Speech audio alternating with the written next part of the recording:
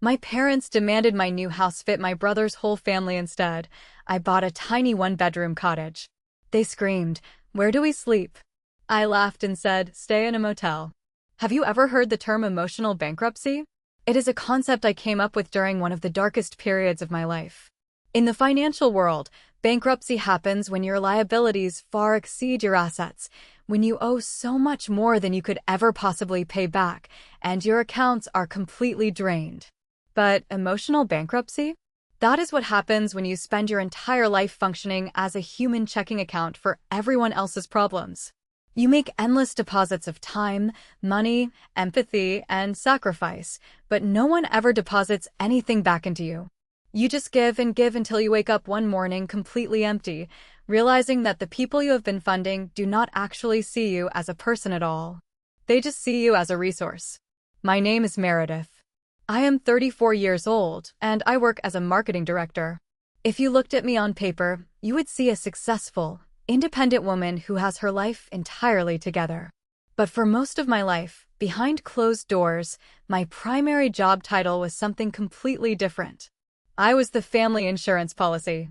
I was the human safety net, specifically engineered and trained from birth to catch my older brother, Travis, every single time he decided to jump off a cliff without a parachute. In our family, Travis was the golden child. My mother, Diane, and my father, Walter, worshipped the ground he walked on. He was 2 years older than me, but from the way they treated him, you would think he was a fragile infant who needed constant protection from the harsh realities of the world. He was handsome, charismatic, and had this easygoing nature that made people gravitate toward him. But he was also deeply irresponsible, hopelessly entitled, and fundamentally incapable of dealing with the consequences of his own actions. If Travis got a C on a report card, my parents would take him out to dinner to celebrate the fact that he did not fail. If I brought home straight A's, my mother would barely glance at the paper before tucking it away, muttering that excellence was simply expected of me. In the psychological economy of our household, Travis was the high-risk, high-reward investment that my parents poured all their capital into. I was the safe, boring savings account they only remembered when the risky investment crashed and burned. I learned very early on that my needs took up too much space. If I was sad, I needed to get over it quickly because Travis was having a hard day at soccer practice. If I needed help with a school project, I had to figure it out myself because my parents were busy helping Travis rewrite an essay he had procrastinated on for 3 weeks. I was conditioned to believe that love was conditional, and the condition was that I had to be low maintenance, self-sufficient, and entirely accommodating to whatever Travis needed. I swallowed my own feelings so frequently that I forgot what they tasted like. I became a master at making myself small so that Travis could spread out. But nothing prepared me for the ultimate betrayal, the moment my parents proved just how little my future actually mattered to them. The defining trauma of my youth, the exact moment I realized my life was not my own, happened when I was 17 years old. I was in my senior year of high school. For 4 years, I had worked myself into the ground. I joined the debate team, took advanced placement classes, and sacrificed hanging out with friends, all so I could secure a better future. And it worked. I received an acceptance letter to a prestigious university, along with a partial scholarship. It was not a full ride, but my parents had been putting money into a college fund for me since I was a baby. Between the scholarship and that fund, my tuition was entirely covered. For one brief, shining moment, I felt like my hard work had finally paid off. I felt seen. Then came the weekend Travis decided to go joyriding. Travis was 19 at the time, home for the summer after barely surviving his freshman year at a local community college. He and his friends had been drinking, and Travis decided it would be a brilliant idea to take my father's brand new sedan out for a spin. He misjudged a sharp curve and wrapped the car around a telephone pole. By some miracle, no one was seriously injured, but the car was completely totaled. Instead of facing the music, instead of letting the police handle it or making Travis pay for the damages, my parents went into full panic mode. They were terrified that Travis would get a permanent record, that his insurance rates would skyrocket, that his delicate self-esteem would be shattered by the trauma of the accident. So, they made a decision. A decision they did not even bother to discuss with me until it was already finalized. I came down to the kitchen one Tuesday morning to find my father looking incredibly uncomfortable and my mother refusing to meet my eyes. My father cleared his throat and told me that they had to make a tough choice. To cover the remaining balance on the totaled car, pay the massive legal and settlement fees to keep things quiet, and to buy Travis a reliable used car so he could still get to his summer job, they had to drain my college savings. Every single penny. $42,000, gone overnight. I remember standing there, the acceptance letter still pinned to the refrigerator behind them, feeling the floor drop out from under my feet. When I started crying, asking how I was supposed to pay for school, my mother sighed loudly. She looked at me with this expression of deep disappointment, as if my tears were an inconvenience. She told me I was being selfish. She said Travis was going through a very difficult time. He was traumatized by the crash, and family makes sacrifices for family. She told me I was smart, that I was resilient, and that I would figure it out. And I did. I had to reject my dream school. I went to a local state college instead. I worked 3 part-time jobs simultaneously. I waited tables until 2 in the morning, went to class at 8, and worked in the campus library on weekends. I exhausted myself to the bone, graduating with honors and a mountain of student debt. Meanwhile, Travis quit that summer job after 2 weeks because the manager was too strict. He dropped out of community college a year later. My parents had effectively stolen my future to protect him from a single consequence. It was the ultimate sunk cost fallacy. They had invested so much into the idea of Travis being a success that they were willing to bankrupt my life just to keep his illusion alive. Fast forward to the present. I am 34 and the dynamic has not changed, it has only mutated. Travis is now 32. Somewhere along the line, he managed to charm a woman named Savannah into marrying him. Savannah is exactly the kind of person my brother needed, someone who loves playing the victim just as much as he does. Together, they have managed to produce 4 children in the span of 8 years.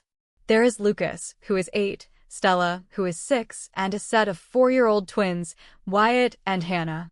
Having a massive family on a single, unstable income is a recipe for disaster, and Travis and Savannah are professional disaster artists. Over the past 5 years, they have lived in a constant state of self-induced crisis.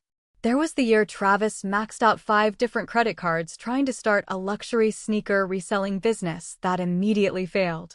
There was the time they got evicted from their townhouse because they decided to spend their rent money on a 2-week vacation to Florida, claiming they desperately needed a mental health break.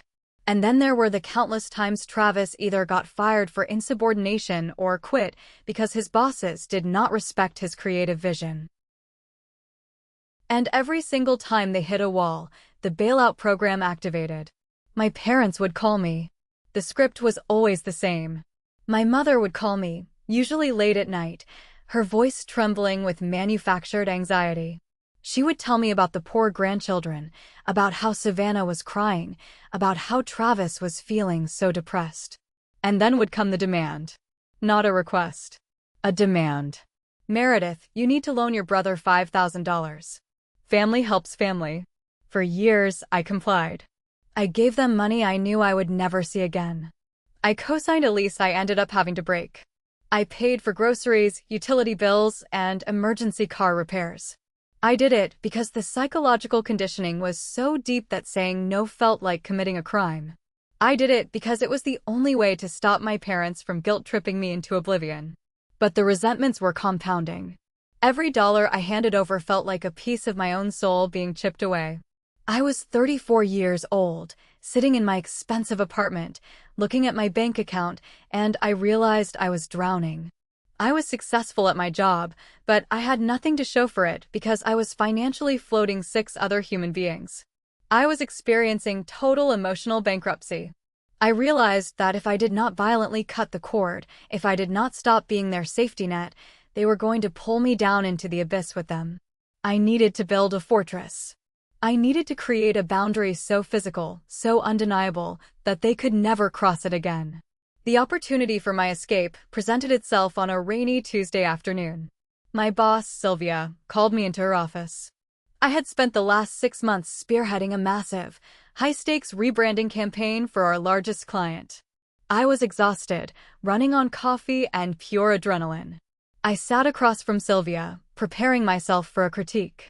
Instead, she slid a folder across her desk, gave me a warm smile, and told me that the executive board was blown away by my performance.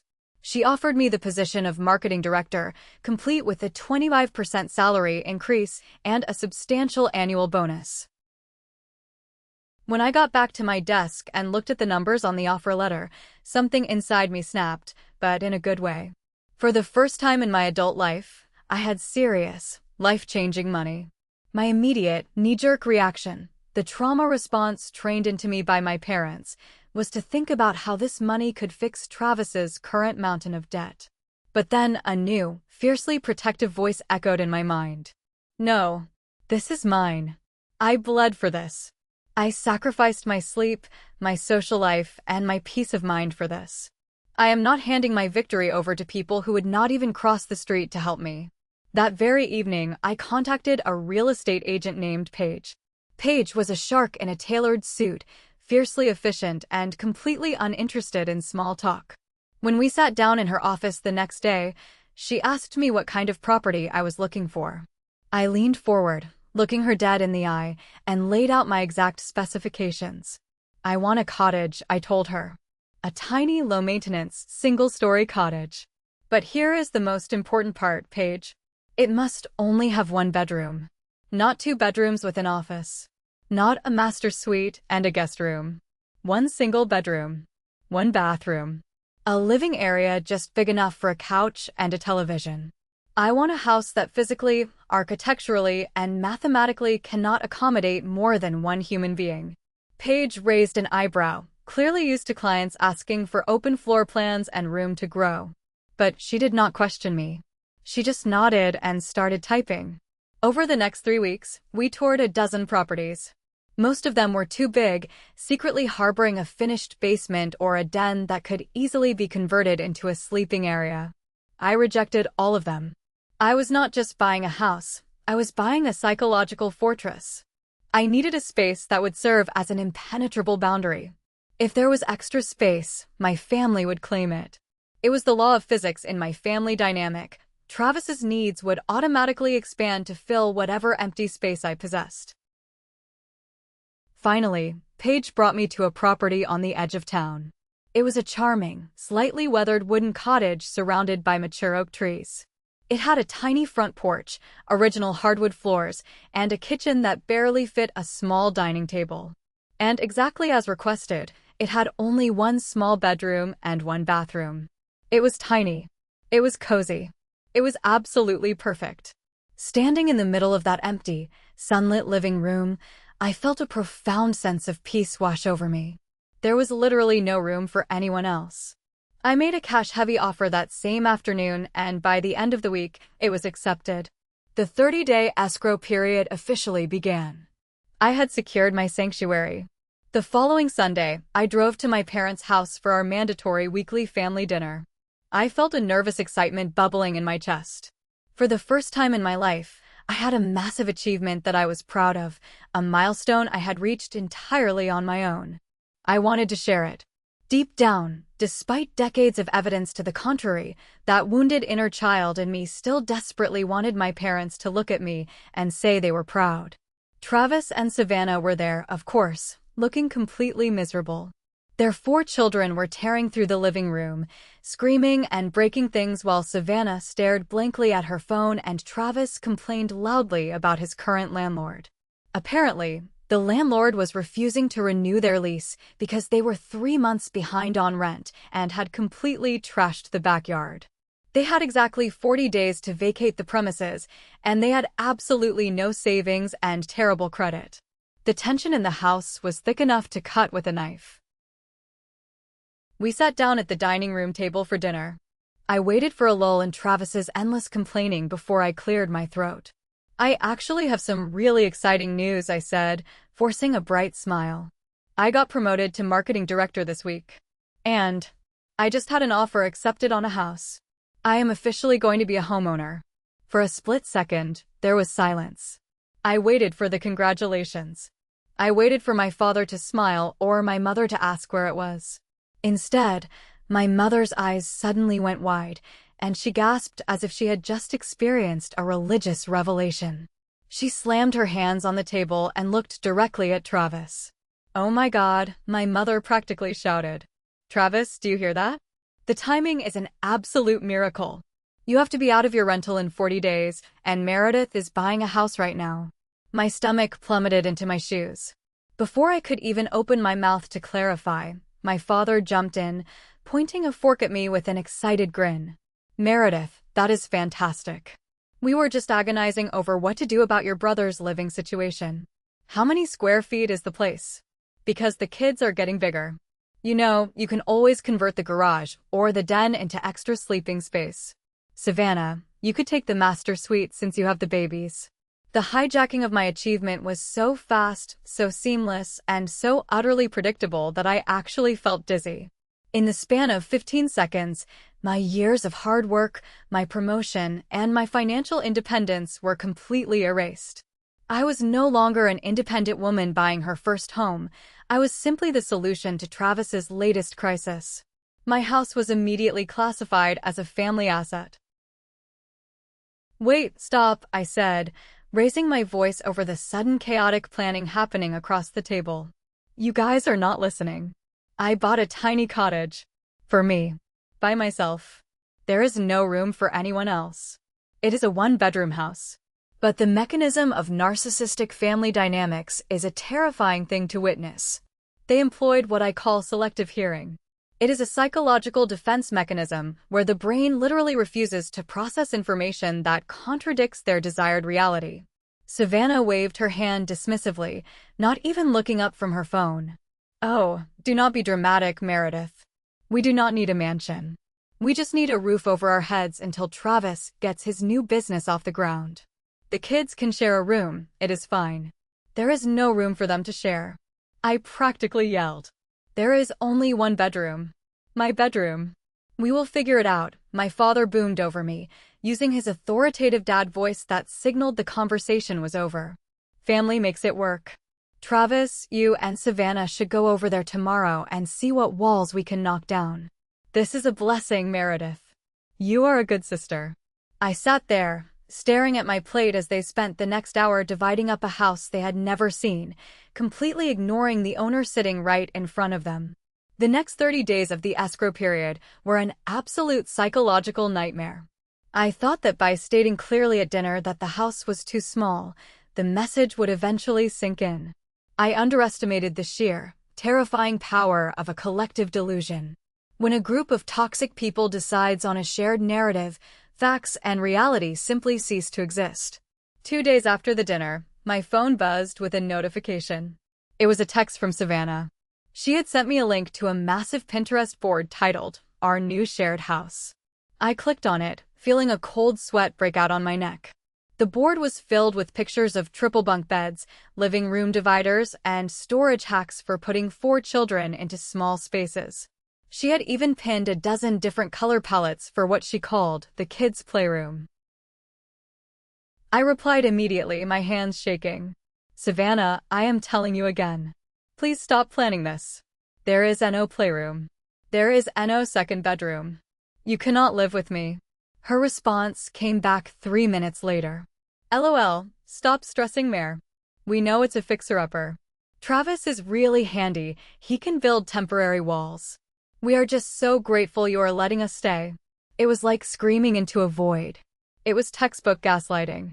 They were aggressively ignoring my reality to force their own.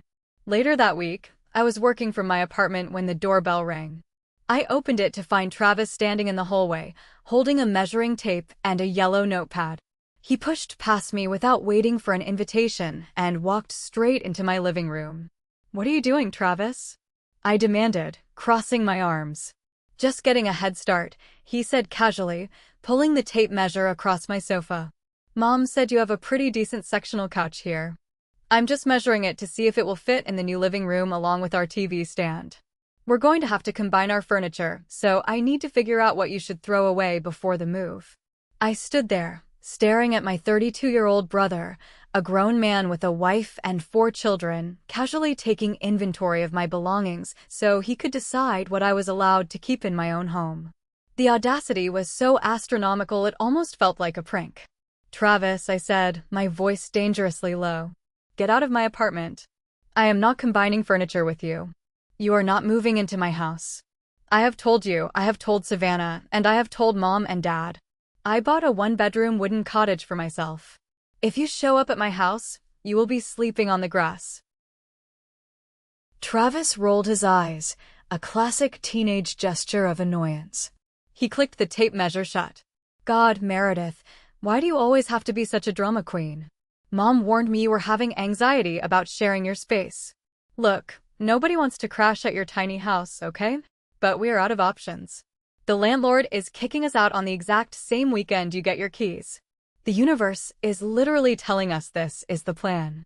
Just stop being so incredibly selfish for 5 seconds and think about your nieces and nephews."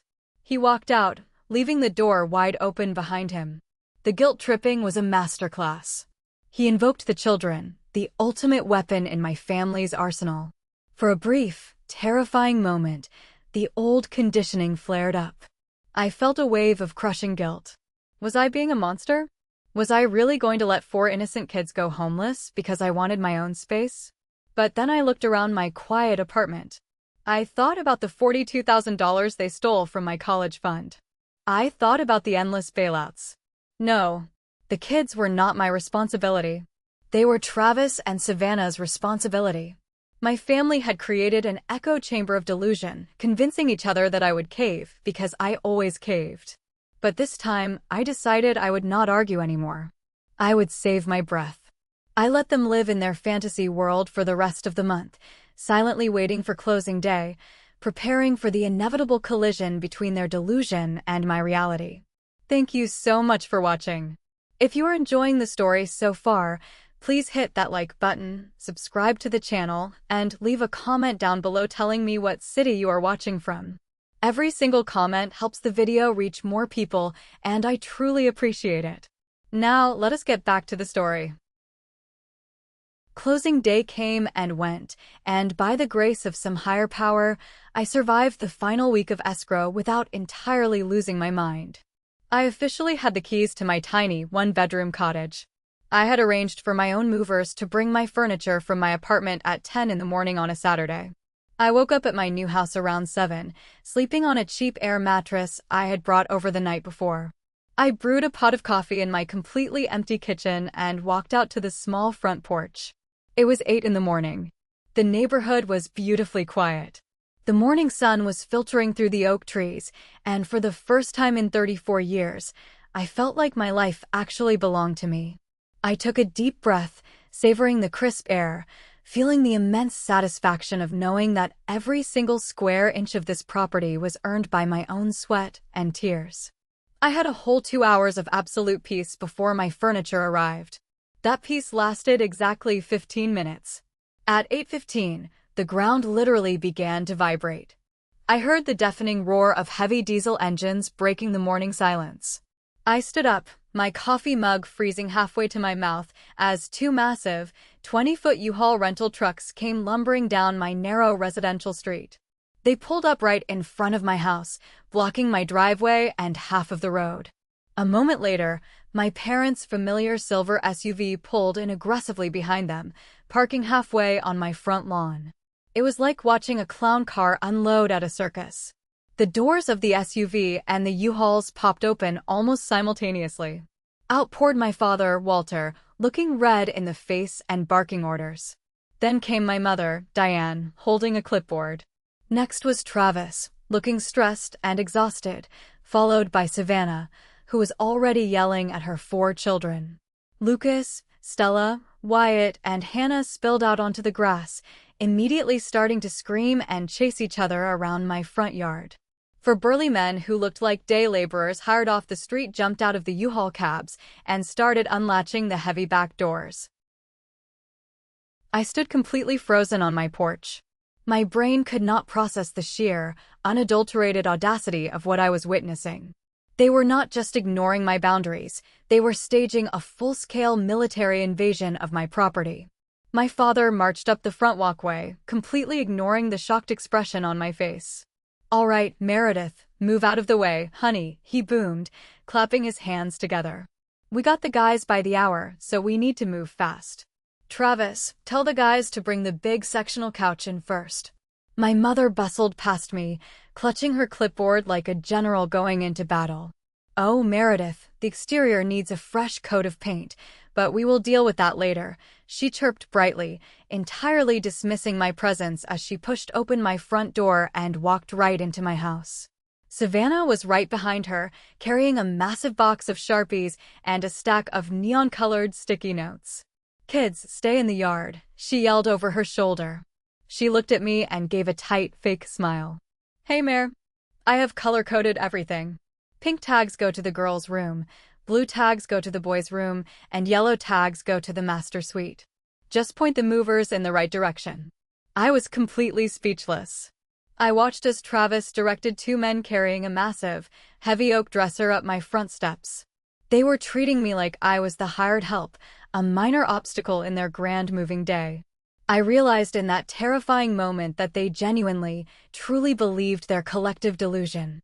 They thought that if they just showed up with all their worldly possessions, the sheer force of their entitlement would magically manifest the square footage they needed. They thought they could bully reality into changing. I stepped right into the middle of the doorway, blocking the movers who were holding the heavy oak dresser. The men stopped, looking confused. Travis jogged up the steps, out of breath and irritated. "Come on, Meredith, move," Travis snapped. "This thing is incredibly heavy. Where does the master bedroom furniture go?" I looked at my brother, then at the movers, and then at the massive U-Haul trucks destroying my peace. My heart was pounding so hard I thought it was going to crack my ribs, but my voice came out eerily calm. "Put it back in the truck, Travis. You are not coming inside." Before Travis could even register what I had said, a loud, piercing shriek echoed from inside the house. It was Savannah. "Where is it?" Savannah's voice was hysterical, bouncing off the empty walls of my tiny living room. "Where's the rest of the house?" Travis pushed past me and the movers, rushing inside.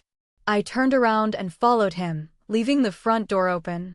My parents were standing in the middle of the small kitchen, looking incredibly confused.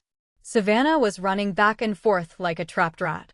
She opened the door to the single bathroom, then threw open the door to the single bedroom, and then ran to the back of the kitchen, desperately yanking on the handle of a small pantry closet as if she expected it to lead to a secret underground bunker. "There are no other doors," Savannah screamed, turning to face my mother, her face turning purple with panic. "Diane, you told me she bought a 3-bedroom house. Where are the other rooms? Where's the staircase?" My mother looked at me, her eyes wide with a mixture of shock and sudden, desperate anger. "Meredith, what is this?" she demanded, gesturing wildly at the tiny space. "Where's the rest of it? You said it was small, but you did not say it was a shoebox. Where's the den? Where's the finished basement?" "There is no basement, Mom," I said, leaning against the kitchen counter, crossing my arms. "It is a 1-bedroom cottage. Just like I told you at dinner. Just like I told Savannah in text messages. Just like I told Travis when he broke into my apartment to measure my couch. I told you repeatedly, clearly, and loudly. You chose to ignore me. You lied to us." Savannah shrieked, tears of sheer panic welling up in her eyes. "We gave up our rental. We packed everything. We have 2 trucks sitting outside. Where are my kids supposed to sleep? Where are our beds going?" "That," I said coldly, "is entirely your problem. Not mine." My father stepped forward, his face dark red, using his physical size to try and intimidate me. "Now you listen to me, Meredith. You are going to stop this selfish nonsense right now. Your brother is in a crisis. You are going to let them move their things in, you are going to take the couch in the living room, and you are going to give them the bedroom. We will build a partition for the kids. Family makes sacrifices." The sheer audacity of his demand was breathtaking. He was standing inside a home I bought with my own money, demanding I sleep on a couch while the golden child took my bedroom. The heavy chains of lifelong guilt wrapped around my throat, and for a split second, the old Meredith, the doormat, almost stepped forward to apologize. But then, the final, permanent catalyst occurred. Stella, my 6-year-old niece, had wandered into the house to escape the chaos in the yard. She walked over to her mother, tugging on Savannah's shirt. She looked up with wide, innocent eyes and pointed her small finger directly at me. "Mommy, why is Aunt Meredith being mean?" Stella asked in her high, piping voice. "But Grandma said Aunt Meredith's job is to take care of us. Grandma said she doesn't need her own stuff because she doesn't have a real family anyway." The entire room went dead silent. You could have heard a pin drop. Savannah froze. My father looked away. My mother's face flushed a deep, ugly shade of crimson. No one corrected the child. No one gasped in horror. Because Stella was not lying. She was simply repeating the exact philosophy my parents had raised me under, spoken out loud in plain, undeniable English.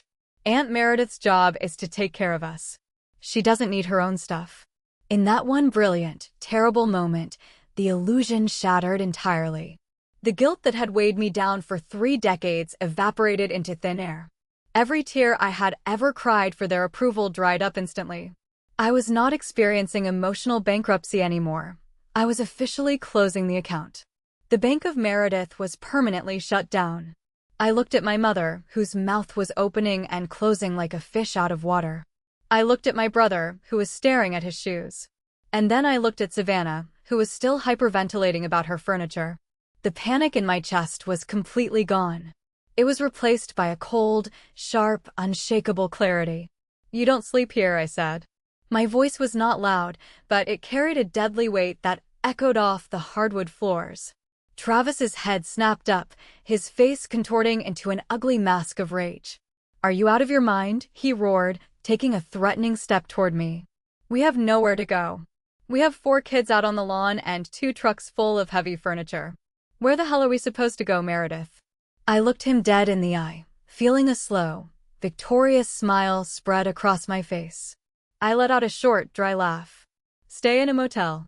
I fired back, my voice slicing through his anger like a knife. "You cannot do this to us." Savannah bawled, grabbing her hair in distress. "We are family. We are blood. You are parasites," I stated plainly, relishing the shock that rippled through the room. "And I am done being the host. You stole my college fund. You drained my savings.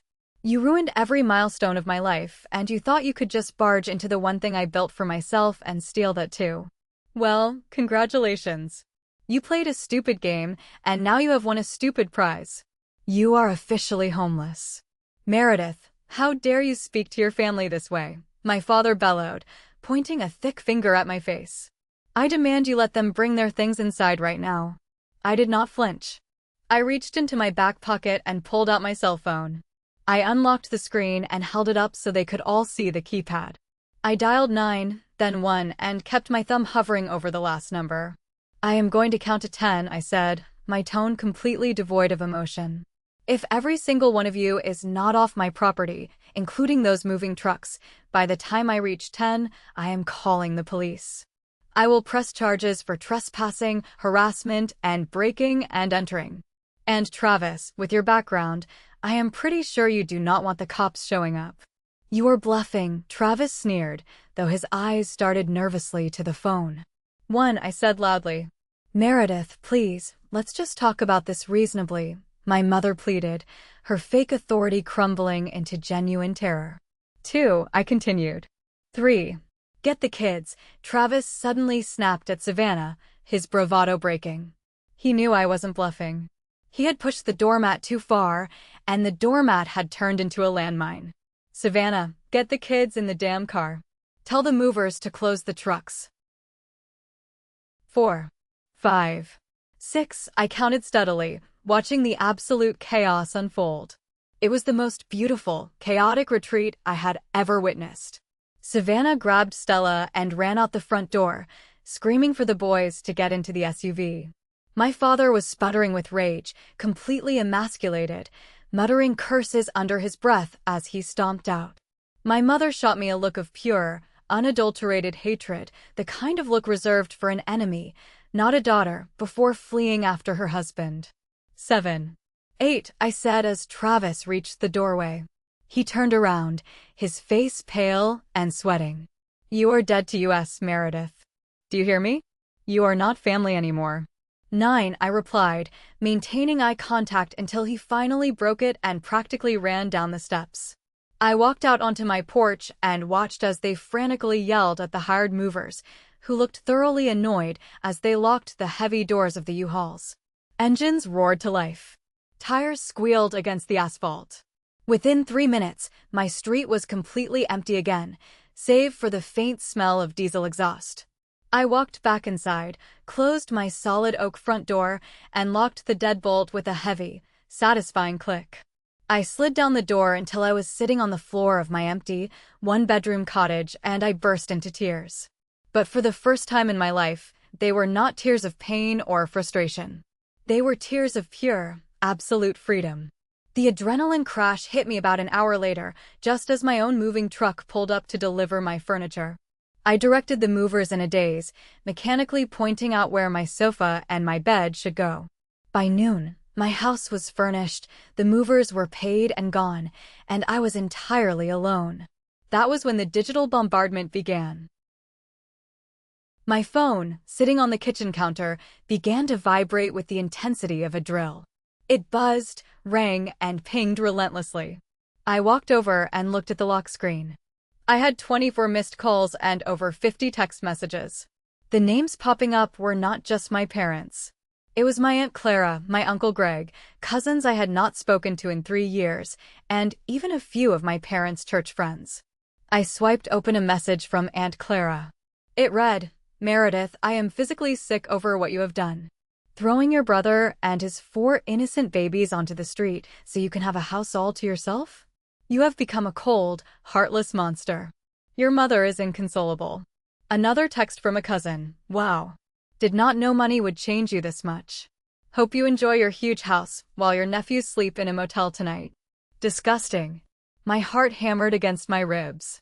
I felt a wave of nausea. I went to the settings on my phone and immediately switched it to Do Not Disturb mode, muting all notifications, but the damage was done. My curiosity, fueled by anxiety, got the better of me. I opened my laptop, logged into a burner Facebook account I used for work research, and searched for Savannah's profile. There it was.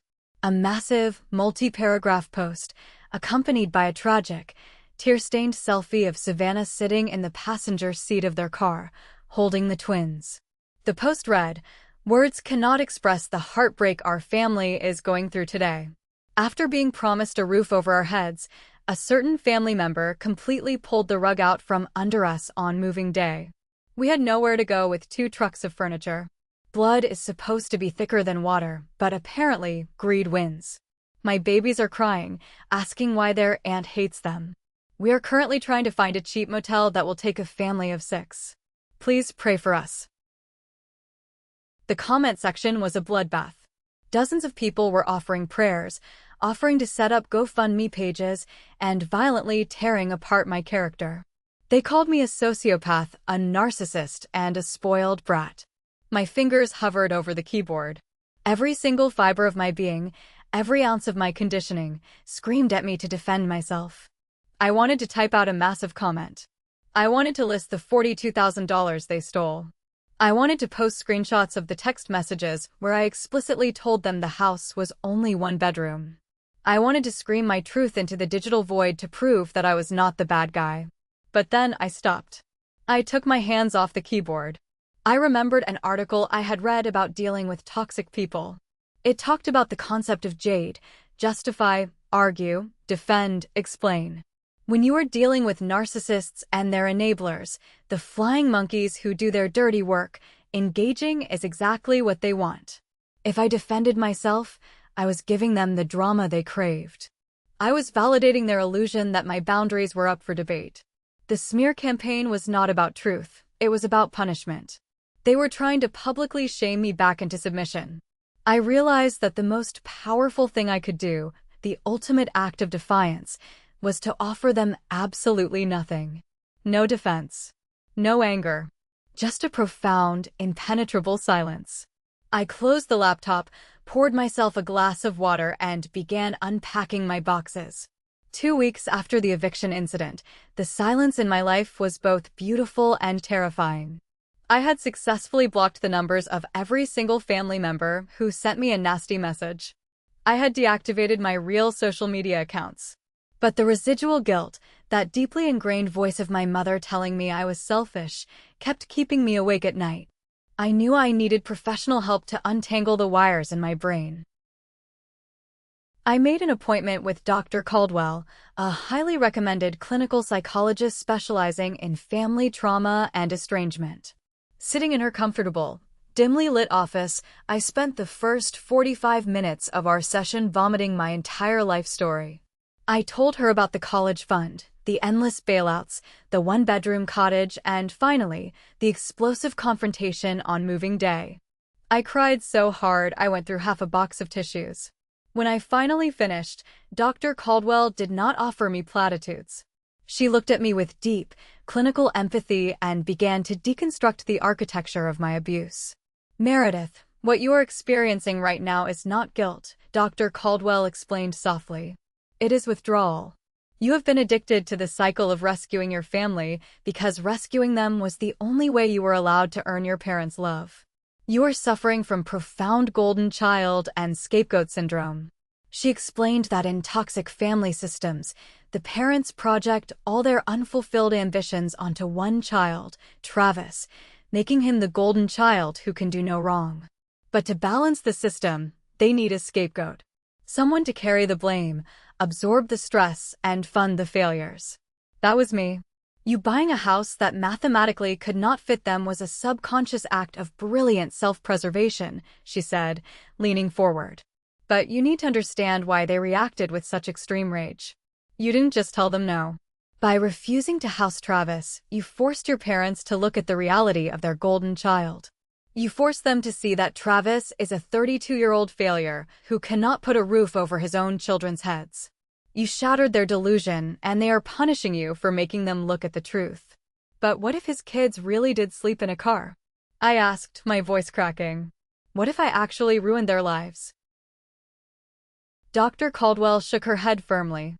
You cannot ruin a life you are not responsible for. Meredith, by constantly bailing Travis out, your family was actually crippling him. You were enabling his incompetence. Hitting rock bottom is the only cure for extreme entitlement. You did not throw them on the street. Travis's choices put them on the street. You simply refused to be the human airbag for his crash. Letting him fail is the most loving thing you could have possibly done, even if it feels like a betrayal right now. Hearing a medical professional validate my reality was like finally breathing oxygen after drowning for 34 years.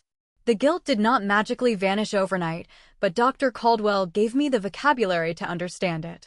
The guilt was not real. It was artificially implanted by parents who needed a host to feed on.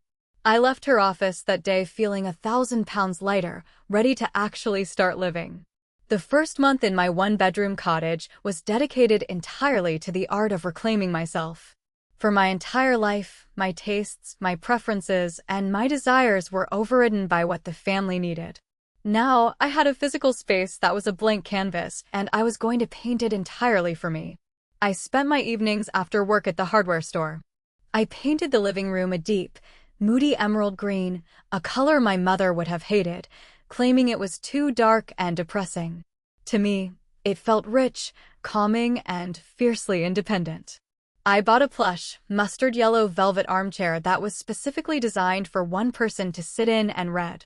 I filled the small kitchen with expensive coffee gear, and I transformed my single bedroom into a luxurious sanctuary with high thread count sheets and a massive, fluffy duvet.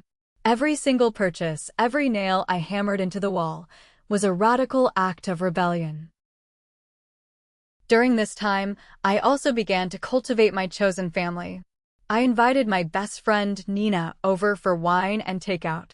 Nina had watched me suffer through my family's abuse for a decade. As we sat in my green living room, eating Thai food on my new sofa, she raised her glass to me. "I have never seen you look so relaxed," Nina said, her eyes shining with genuine pride. You literally look 10 years younger, Meredith. You built a fortress, and it is beautiful. I also unexpectedly made a new friend. My next-door neighbor, a quiet, 50-something high school history teacher named Felix, saw me struggling to assemble a wooden planter box for my front porch. Instead of ignoring me, he walked over with his own power drill, tipped his hat, and spent the next hour helping me build it. Felix did not ask invasive questions. He did not demand anything from me. Over the next few weeks, we developed a comfortable, easy rhythm. We would chat over the low fence while watering our respective gardens. He brought me fresh tomatoes. I baked him cookies. It was a stunning revelation for me. This is how normal humans interact, I realized. This is what it feels like to have a relationship based on mutual respect and shared community, rather than frantic, desperate obligation. My tiny cottage was no longer just a boundary keeping the toxicity out. It had become a genuine sanctuary, allowing healthy, beautiful things to grow inside. 6 months passed. The seasons changed, and before I knew it, the ultimate test of my resolve arrived: the holidays. Thanksgiving and Christmas had always been emotional battlegrounds in my family, filled with passive-aggressive comments, financial stress, and me running around trying to keep everyone from exploding. This year, I received 0 invitations. The smear campaign had worked effectively enough to keep the extended family away, and my parents were stubbornly holding onto their silent treatment, waiting for me to crack and apologize. I didn't. Instead, I hosted a friend-giving at my cottage. I invited Nina, Felix, and a few close colleagues from work. We squeezed 6 chairs around my tiny dining table. We drank good wine, laughed until our stomachs hurt, and shared stories. There was no screaming, no guilt-tripping, and no one asking me for a loan. It was the most peaceful holiday of my entire life. The real reality check, however, happened 2 weeks after Christmas. I was walking down the aisle of a discount grocery store on the other side of town, looking for a specific brand of hot sauce, when I turned the corner and almost crashed my cart into someone. I looked up. It was Travis. For a solid 10 seconds, we just stared at each other in the stark fluorescent lighting of the cereal aisle. The change in him was staggering. Travis had always prided himself on his appearance, usually wearing expensive, branded streetwear he bought with my money. Now he was wearing a heavy, grease-stained canvas jacket and a dark blue uniform shirt with a name tag from a local manufacturing plant. He looked tired. He looked older. He looked grounded. I glanced down at his shopping cart. Instead of the premium cuts of meat and organic snacks he and Savannah usually demanded, his cart was full of store-brand pasta, bulk rice, and cheap hot dogs. "Meredith," he said finally. His voice lacked the arrogant, entitled bite it usually carried. It was quiet, defeated, but steady. "Hi, Travis," I replied, keeping my hands firmly on my cart, preparing for him to start screaming at me in the middle of the store. Instead, he let out a long breath and scratched the back of his neck. "Look, I am not going to cause a scene. I got a job at the steel plant, working second shift on the assembly line. It is brutal work, but the pay is steady. We found a cheap 2-bedroom apartment a few miles from the factory. Savannah is working weekend shifts at a diner to help with the bills." I was genuinely shocked. Travis? Doing manual labor? Savannah? Working at a diner? Without me to act as their financial parachute, the brutal gravity of reality had finally pulled them down to earth. "That is good, Travis," I said cautiously. "I am glad you found steady work." He nodded, looking at the cheap pasta in his cart. "Yeah, well, when nobody is left to bail you out, you figure out how to swim pretty fast. I'm not going to say I'm happy about how things went down, Meredith. But we're surviving. I'm paying my own rent." He didn't apologize. He didn't say I was right. But he didn't ask for money either. He gave me a stiff nod, pushed his cart past me, and walked away. I stood in the aisle, overwhelmed by a profound sense of validation. Dr. Caldwell was right. Hitting rock bottom was exactly what he needed. My boundary had not destroyed his family. It had finally forced him to become the father he was supposed to be. The final piece of the puzzle fell into place in early spring, almost 8 months after the moving day disaster. I was sitting on my porch reading a book when my phone rang. I looked at the screen. It was my mother's number. I hadn't blocked them permanently, just muted them, but they hadn't called in half a year. I took a deep breath, mentally preparing my armor, and answered. Hello, Meredith. My mother's voice was hesitant, stripped of its usual commanding authority. Hi. Please don't hang up. Your father and we were wondering if you were free this Sunday. We would like to come over. Just to talk. If you will allow it. If you will allow it. The phrasing was incredible. For the first time in my existence, they were asking for permission to enter my space. You can come over, I said firmly. But you can only stay for 1 hour. We will sit on the front porch. And if anyone raises their voice, you leave immediately. Understood, she said quickly. We will see you Sunday. They arrived exactly on time. They walked up the pathway looking incredibly uncomfortable, like trespassers on foreign soil. We sat in the wooden chairs on my porch. My father held his hat in his hands, staring out at my neat little garden.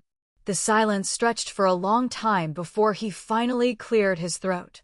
You have a nice place here, Meredith, my father said quietly.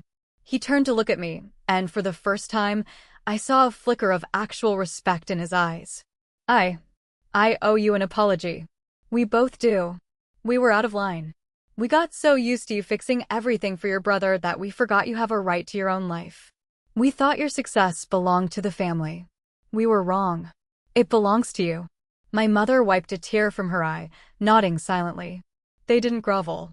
The conversation was stiff and awkward, and after exactly 55 minutes, they politely excused themselves and drove away. The relationship was not miraculously healed. We were never going to be a perfect, loving television family. The scars of 34 years of emotional bankruptcy were too deep for that. But the dynamic had fundamentally, permanently shifted. They finally saw my boundary, and they realized it was made of steel. By refusing to let them destroy my sanctuary, I had reset the terms of our relationship. I was no longer the scapegoat, the doormat, or the ATM. I was Meredith, an independent woman who owns a tiny, beautiful, one-bedroom cottage where no one sleeps but me. Looking back at my tiny, peaceful one-bedroom cottage, I know I made the right choice for my own sanity. But part of me still wonders about the fallout. By forcing my brother to finally grow up, I had to be the villain in their story for a while. Am I wrong for letting them hit rock bottom, or should I have handled the eviction differently? What would you have done? Thanks for watching. If you haven't subscribed yet, hit that button now for more crazy Reddit family drama and stories of finding your voice. Leave your verdict in the comments below, and I'll see you in the next one. Take care.